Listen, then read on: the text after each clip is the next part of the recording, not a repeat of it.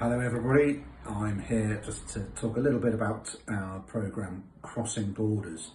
This is a kind of concept that I've been sort of toying with a bit for the last, few years actually, partly spurred on by the amount of strife that appears to be in the world at the moment, which is just all a bit sad really, totally unnecessary.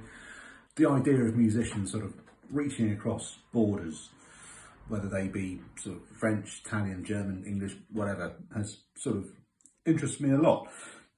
And that sort of gave birth to our programme Englishmen Abroad, but now we're talking about crossing borders. So it's very well documented that concertos by people like Vivaldi and Italian opera composers, that was all sort of exported north of the Alps into places like Germany, England, etc.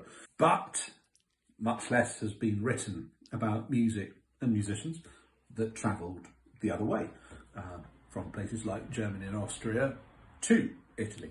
So Vivaldi gets one piece in this programme, the F major Recorder Concerto. I think a lot of Vivaldi's concertos, particularly if they were composed with guitar, were probably intended to be played with a relatively full band orchestra, so more than one to a part. However, this one I do think is a very, very unusual, rare instance of it being conceived to be played with one to a part, which is what we'll be doing.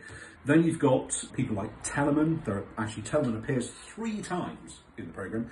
So there are 2 concertos that very obviously show Vivaldi's influence, amongst other things.